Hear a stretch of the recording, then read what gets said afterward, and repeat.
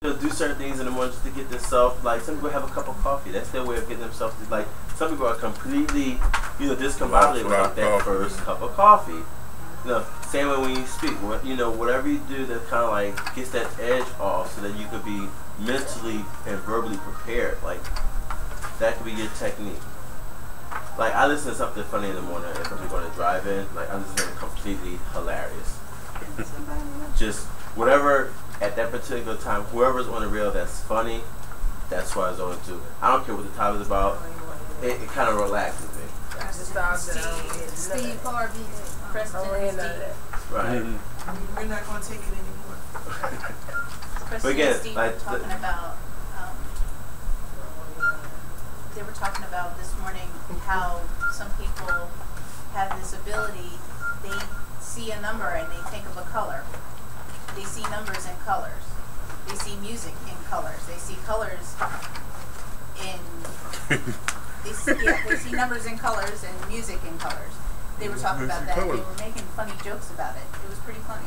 So it wasn't necessarily so much the content, it was just the laughing aspect behind it, the comedic aspect that they used to deliver it. Yes. Right, exactly. So whatever's your remedy, like that King Kong Ding Dong, that doesn't necessarily work for me because I have a low singing voice. So I'm like, okay, this is my normal range, So it doesn't really work for me, but the laughter yoga does.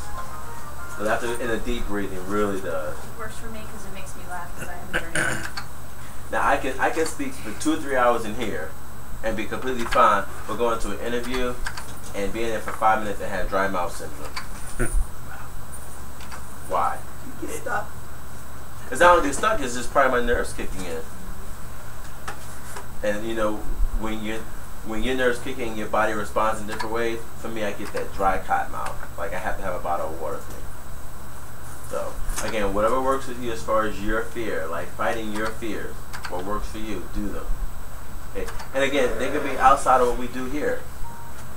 These are just some good suggestions. But if you have your own type of remedy, I'm not saying like if your remedy is crocheting and you're driving to work, should you crochet while you're driving to work? Like But no, again, something to kind of like preoccupy, like get your mind off of it.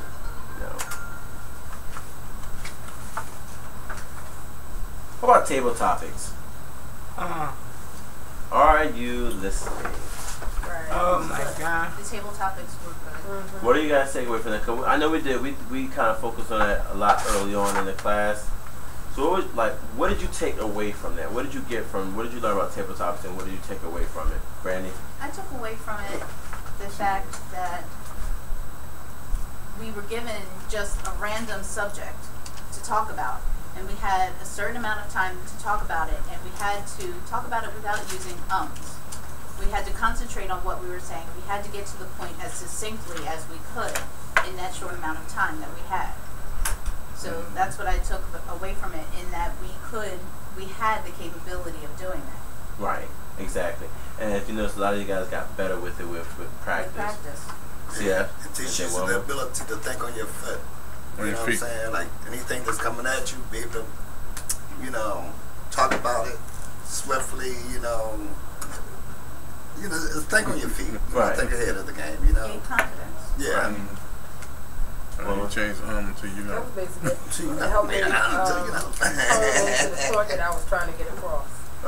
Right. And also, when you learn to speak more extemporaneously or more on the fly, you begin to develop a skill where you're able to kind of think of the next thought while you're delivering the one you're currently doing.